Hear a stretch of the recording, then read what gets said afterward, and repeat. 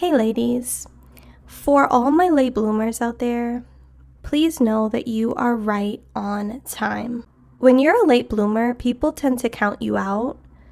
So when you do finally win, prevail, or just glow up out of nowhere and you maintain your glow up, it hits 10 times harder. And you tend to shock these people who were naysayers.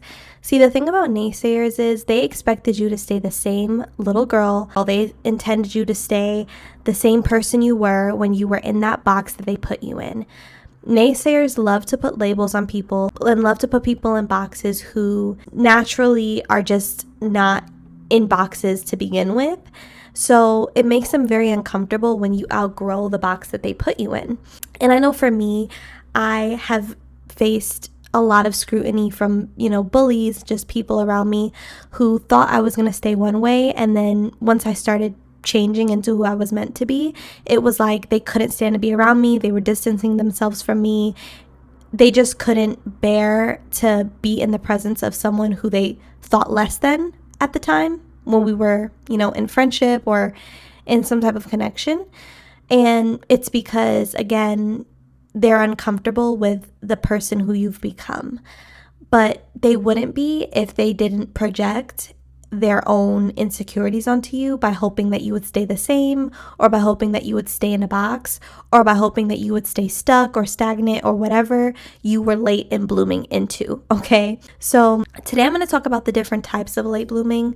This could be physical late blooming as well as, the mental and spiritual. So with physical, obviously we're talking about body, face, and then when it comes to the more mental and spiritual side, I'm talking about your discernment or lack thereof, the way you think, the types of people that you allowed around you, type of thing. So let's just start with physical, okay? If you were a physical late bloomer, that means you probably, for one, either had a baby face, so people thought you were naive or stupid or slow, even though you were probably very sharp and smart for the most part. It could also mean that you had a underdeveloped body. And so for girls and women who are a lot more petite, whether you're in middle school, high school, college, or even out of college, when you don't develop into your shape until later on in your life, it's going to be so polarizing for people. It's going to be like you're a spectacle. They can't stop staring. They can't stop monitoring. This person who was so thin at one point and so skinny and lacked curves and lacked womanly figure now has it. I know for myself, when I was in middle school, high school, college, I was very, very, very skinny. It wasn't until my sophomore year of college that I started to gain weight, and I was going to the gym and I was lifting heavy, and then, out popped the curves. The hips came in, the thighs, the booty came in, everything. And I started to develop. But I remember feeling so inadequate when I was younger because I wasn't looked at as sexy by the guys that I was interested in. I was just considered cute, or you're so pretty, you're so beautiful, but I wanted to be sexy. Like I wanted to have the body yada yada that all the other girls had around me. Little did I know, little girls who are super developed tend to have a hard time. But of course I didn't know this. Looking back though, it was something that I definitely wish I had. And it was a really big insecurity for me.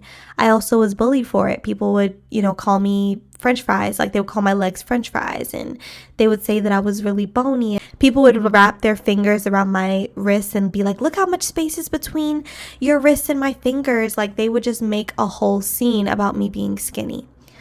Fast forward to college. Like I said, gained the weight. I started to become extremely confident in myself. I was already confident and sure of myself as a skinny person because I knew what I looked like when I looked in the mirror. But it amplified when I gained healthy grown woman weight. And when I say a lot of people did not like that.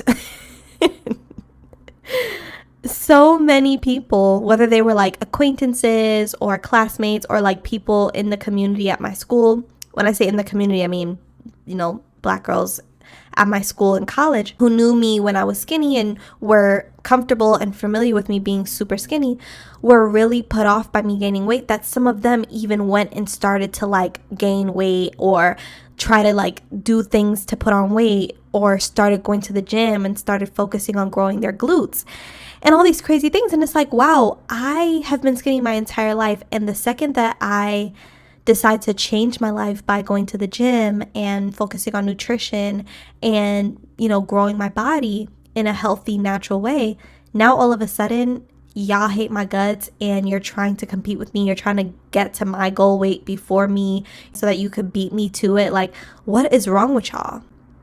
That's all I could think. I was just like, why are you so invested in little old me? So when you are a late bloomer, it's going to be polarizing for these people. They're not going to be able to wrap their brain around how at one point you looked like X and now you look like Y. It's going to blow their minds. They're going to be fixated on you.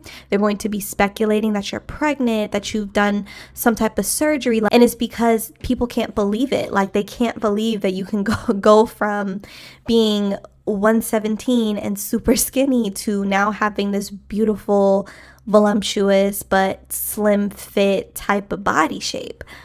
So one thing I will say is, once I started to grow into my body, my grown woman body, I was getting a lot of hate from girls my age, but also older women.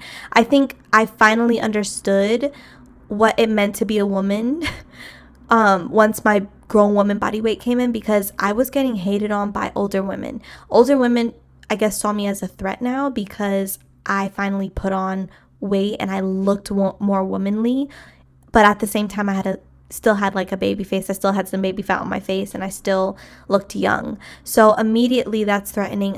But that's just something I noticed. When you're a late bloomer physically, like if you have a baby face and, the baby face starts to go away and suddenly you have this really defined, chiseled face, you have contoured cheekbones and, we can see your jawline, and you just have come into your beauty tenfold, when before people were just, classifying you as cute or cutesy. Now you're a bad bee and they're intimidated by you. Suddenly, people who didn't see you as a competition, didn't see you as a threat, now see you as that. And so you start to experience a lot of hostility from people who you never would have thought you would feel hostility from. It's very weird when it happens, because you can sometimes think, dang, like, what did I do? Like, what did I do to deserve that?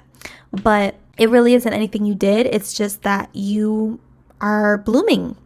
And a lot of people bloom a little too soon in life, and they start to plateau and they fall off, and they peaked in high school, they peaked in college, and then when college ends, that's their glory days. They won't stop talking about it. They think they still live in that time period, and they can't fathom or get with the idea of the person who was slept on, the person who was the late bloomer. When you now step into a new level, right? You unlocked a new character level, while they have unlocked all their levels when it didn't matter, which was in school when they were trying to get high school fame and college fame and trying to pull guys and try to get attention from guys in the hood. They literally exhausted all of their level ups so soon. They used their bodies so soon.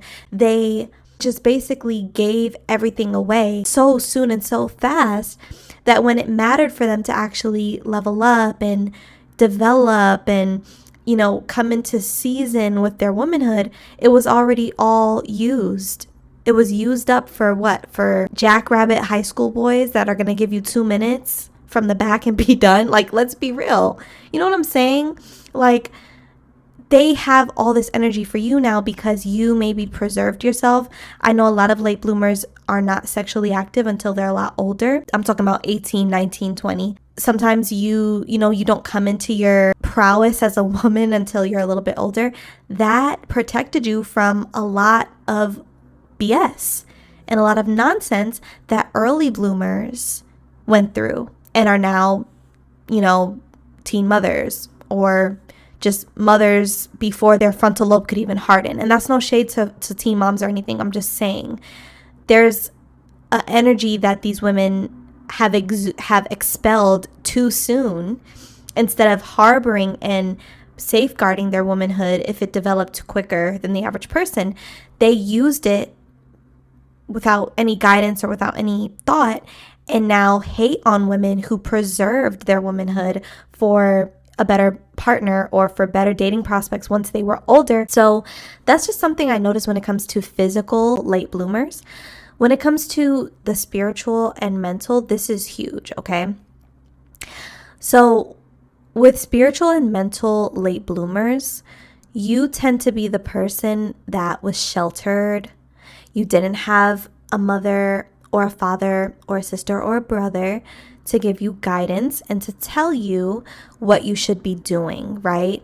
You lacked guidance, you lacked direction, and you were doing things based on your own judgment instead of having a mentor, having someone in your corner. And that's unfortunate, right? I think every child, every young adult should have somebody in their corner who can tell them this is right, this is wrong, this is what you should do, this is what you shouldn't do.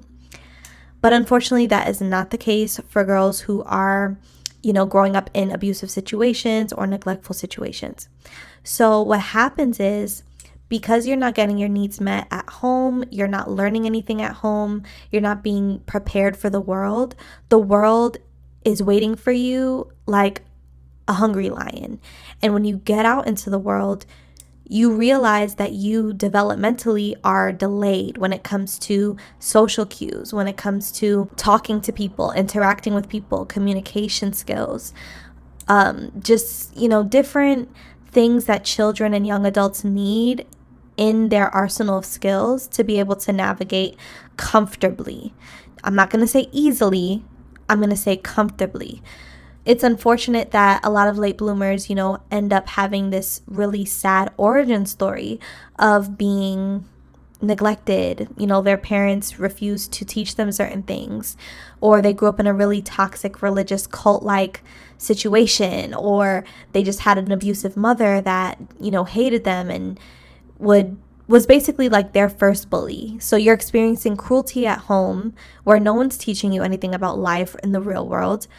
And when you go out into the world, people are taking advantage of your naiveness, you being green, you not knowing certain things, not having street smarts necessarily. Like, thank God I grew up in a big city, so street smarts was just something I came out the womb with it, okay? But not everybody has that experience. And thankfully, I had a lot of discernment for the age that I was at. And that was my saving grace. I always say that the Most High was with me when my parents were not willing to be parents, because some of the things that I was saved from intuitively, some of the things that I turned down, that I refused to do, were only by God's grace and by God's guidance inside of me. So it can be really difficult for late bloomers because you are getting a lot of wounding from dealing with people who are taking advantage of you left and right. And they're sleeping on you, right? They're underestimating you. This is a big one. People will be like, oh yeah, she doesn't know that I'm going to be copying off of her. She doesn't know that I'm about to take this from her, or I'm about to use her for this, or I'm just using her because my other friends can't come out tonight. Or, girls are mean when you're growing up, okay? Like, when you are a late bloomer, unfortunately, you don't realize that you are being hurt by these people or you're being used by these people until it's too late. And I just want to encourage all my late bloomers to not feel like you did something wrong or you were stupid or slow, because there is beauty in blooming later. I think you were being hidden in a way. Your light shined very brightly, but you were being hidden in a way where people had to underestimate you for you to realize who you were. People had to sleep on you and, doubt you and misunderstand you and do all the things that they do to people who they think are beneath them, for you to realize your worth, for you to come into who you are, for you to develop and grow, who's unstoppable and just thrive. And that's kind of what I am currently standing in and walking in. Is I'm at the tail end of my 20s. And there are people who used to look down on me who are now having a very, very hard time stomaching the woman that they see before them today, the woman who is leveled up, the woman who takes her self-care extremely seriously, the woman who has self-respect, who has learned about all of the spiritual warfare that you could think of when it comes to narcissists, sociopaths. I've studied sick people and what they do, okay? So once you have an awakening to that level, your look also levels up, your mindset, your career, just everything starts to grow, and you're maintaining it, and you're surpassing people who thought that they were better than you, who thought they had one up on you, who thought that they had you all figured out. You're going to see how quickly you are no longer popular. You are no longer someone people want to be around, talk to, and support. Okay? So ladies, drop down in the comment section. Let me know your experiences if you were a late bloomer in any area whatsoever. I'd love to hear your thoughts down below. I'll also be leaving my email in the description box so you can share your stories with me there as well. Have a lovely day, ladies.